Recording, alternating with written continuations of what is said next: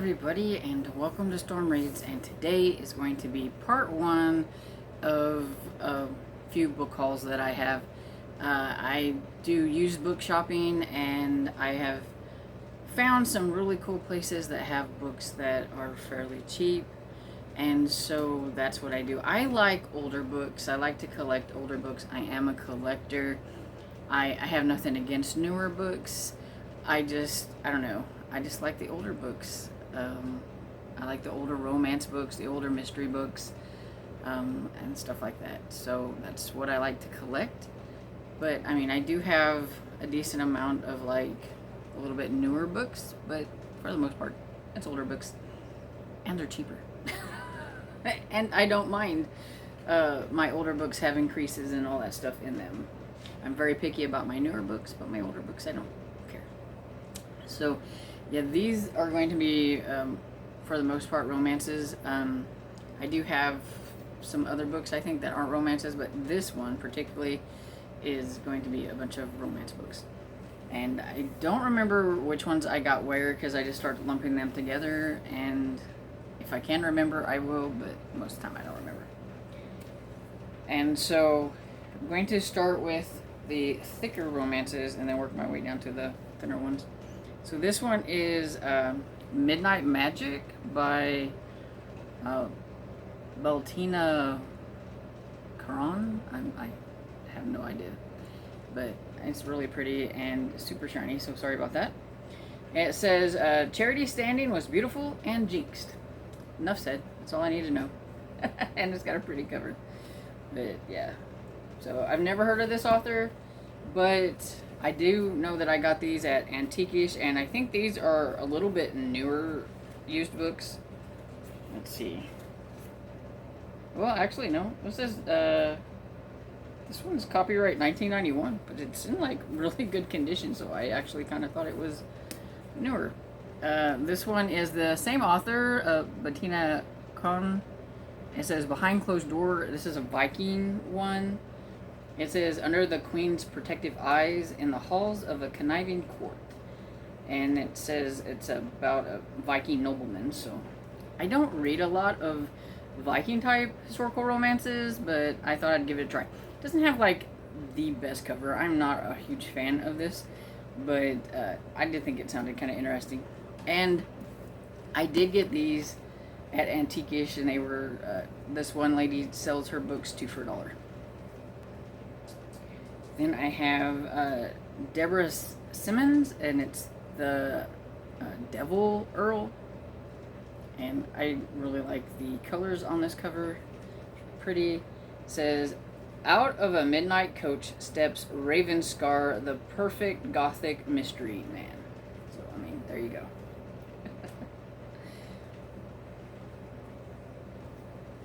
And this one is Youngie One. I got this one at the Finicky Fox. I can tell because of the price. And this is Barbara Taylor Bradford's A Woman of Substance. And I've heard of Barbara Taylor Bradford, but I've never read any of her books. And it was 25 cents, y'all. 25 cents. So couldn't pass it up. It doesn't even have like a lot of like wrinkles and stuff in it.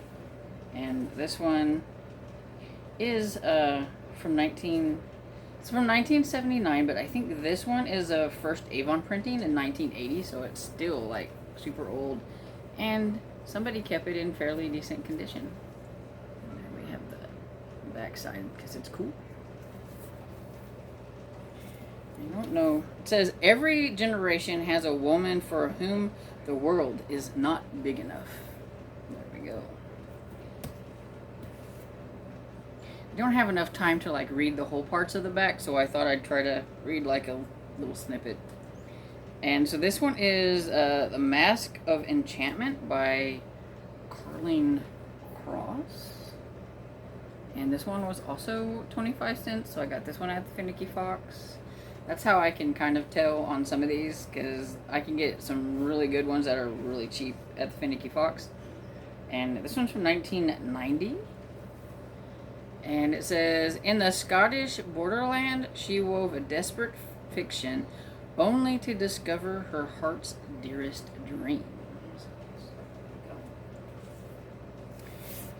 And if anybody watched a live a couple weeks ago, they probably seen this one. It was part of my little preview of the books that I had gotten, because I was making fun of the fact that I got a naughty book. And this is A Blaze of Passion by Stephanie Blake. And it says, in a breathtaking romance that races from the turbulence of the 19th century England to the sweltering penal colonies in Australian jungle, from glamorous and sophisticated Paris to the wild California field. So we're traveling all over the place. There was even some more places. But no, I was calling this my naughty book because it is published by Playboy Paperbacks. But I only got it for 25 cents. And it's in pretty decent condition. And I do think it was from... It came out in 1978, but this one is a 1981 edition, so not too bad. It's a little dingy. Maybe I can take something and clean it up a little bit, but we'll see. So that's all of like the thicker books that I have. Then I have this one. It's called Borrowed Plumes by Rosaline Milne. And I am a fan of historical romances, as you can tell, because like pretty much all of these are historical romances. But yeah, this one is a signet romance, and I like the cover. It says, Miss Constance Osborne despised the evil Earl of Chivley. Probably doesn't despise him for too long. And then I got a slew of Barbara Cartland books, because like there is a whole bunch in this one place, and 50 cents. The only problem is I'm going to have to work hard to try to get this thing off. That's where the person puts their price, but I mean, you can tell it was 50 cents. This is Metternich the Passionate Diplomat. Says, the thrilling biography of an irresistible prince who could not live without love. But I've never read any like Barbara Cartland, but I've always been curious. And so, and it says that she was one of the greatest romance writers of all time. So I guess we'll find out. It's got the pretty blue sides. I like that. This one is from originally from 1964, but this is a 1974 edition, so it's not too bad. It's in fairly decent condition and everything. So that one. Then I have Freckles, and it says it's by Jean Stratton Porter, but then it says New Barbara Cartland's Library of Love. So I don't know if she is that was under a different name, or if she's supporting some like new at that time like writers. I don't know. I haven't really looked into these much. I do know that some of them do have like a number here, and it says at the time that was new, and it's a Bantam book. And yes, I can't see. You will see me doing that quite often. Especially with this little bitty writing. Okay, this is from... It's originally from 1978, and this looks like a 1978 copy, so it's... It says, Freckles, the tender love story is set in the wild swamplands of Limberlost, the most frightening place in America, and the most beautiful. Interesting.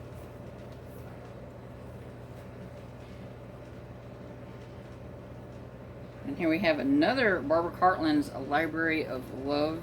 This is a romance reading edition. It says Rainbows in the Spray by Pamela Wines. So it was condensed by Barbara Cartland, so maybe she took it and made it shorter. I don't know. It says Rainbow in the Sky. This is a gentle, tender story that I found irresistible when I first read it, and still do today. So then she is Barbara Cartland is talking about the book on the back, so that's cool. Like I said, I haven't really looked at any of these books. I'm looking at them with you, and so I think I have a lot of these Barbara Cartland's Library of Love, so I think that's kind of interesting that she has picked out these authors, and it says, they say condensed by, so maybe she took, maybe she helped out some of these authors at the time or something. This is number 25, the Barbara Cartland's Library of Love, and it says It by Eleanor Glenn, and it says condensed by Barbara Cartland, and it says it is describes the magical magnetism which emanates from some people and makes them wildly attractive. Oh, so like the it factor, I guess. That's cool. Here is another one that says first time in paperback on this one when it came out, Barbara Cartland's A Touch of Love. It's number 68. And it says the Bantam Barbara Cartland Library. So that's cool. That dude looks fairly snooty. I would tell you what it was about a little bit, except for there is nothing on the back, so I can't. And then we have Say Yes, Samantha, Barbara Cartland. It says number 27. And again, I can't tell you anything because it's not on anything on the back. There's the cover.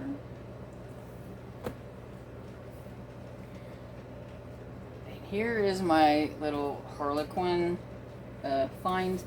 I'm putting this one in here. This one is brand new. And I bought it brand new. So see, I do buy brand new. And I just saw this one at Walmart and I grabbed it, and it's called Held Hostage at Whiskey Gulch by Ellie James. And it's a Harlequin intrigue, which is one of my favorites. And I was drawn to the cover, and so I just went ahead and grabbed it. Then the rest of these are used. This one is From the Montana Mavericks by Lori Page. It's a family homecoming. It's a silhouette special edition, number 1292. I can't remember where I got these. This one is a silhouette desire. It's Falconer by Jennifer Green, and it's from one of the Man of the World series. And it's number 671.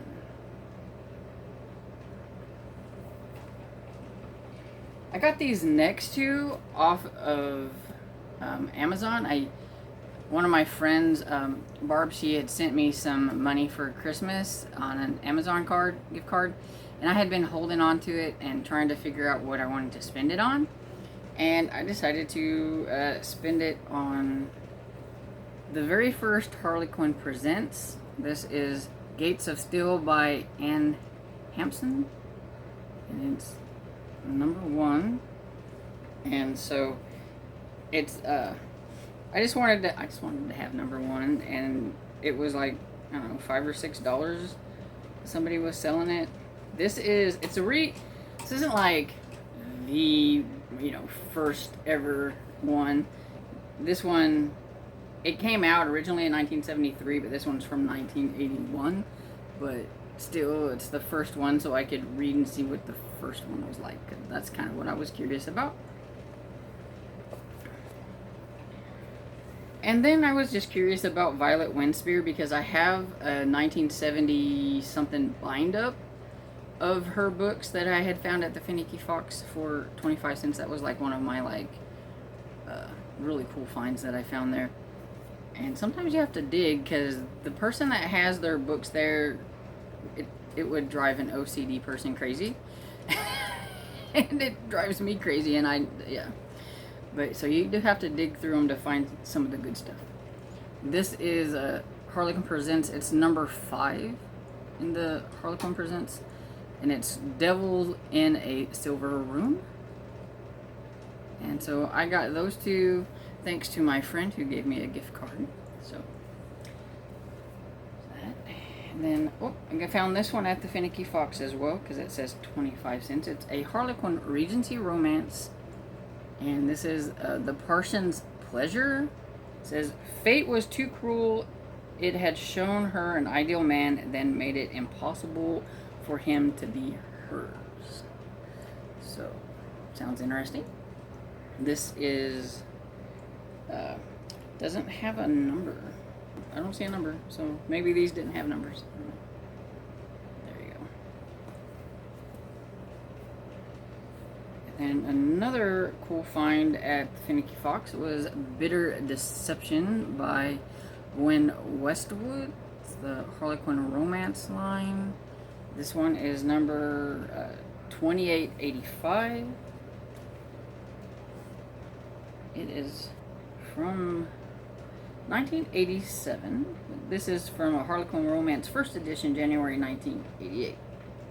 So it was first Mills and Boon in 87, and then Harlequin in 88. And it says, the man is a recluse. Her boss had warned her. Uh-oh, getting in there with a recluse. And then I found, I know I found these books for free. Our cafe downtown, if you go inside, it has, it's almost like it's like a free little library, except for it's got 2 bookshelves. And they were asking when they first started it for you to bring a book, take a book. But then they got donated so many books that they're like, take a book, don't bring a book. So they're like, take as many as you want. And so I do think some of these Harlequins that I found, like I think these ones, I think they may have come from there. I just can't remember, but I do know that the Betty Neal ones came from there. So I have Judith by Betty Neal. This is a Harlequin romance number 2500. It says, perhaps her dream of love was only a dream. Then we have Caroline's Waterloo by Betty Neal. It's a Harlequin romance number 2393. And then we have a Betty Neal's Collector's Edition, Roses for Christmas. And so it's nice, got the nice pretty red for a Christmas book. It says, quite by chance, Eleanor remembered the forceful Dutchman Volk von Hensum from her childhood and how she had disliked him. So there we go. And that is all of the books that I have for this book haul. Book haul round 1. I have a problem. I do. And I have more books than I have space for, but I can't help myself. Especially when they're, 25 cents, 50 cents, $1. I usually do not go past $2 on my used books unless it's something that I super really want. Usually it's gotta be cheaper. I'm a cheapskate. I like to collect books and still be cheap. That's just me. So anyway, I hope you enjoyed this video, and if you've seen any books that sound interesting or look interesting, or if you've read any of these authors, comment down below, and I will see you all in the next video. Bye.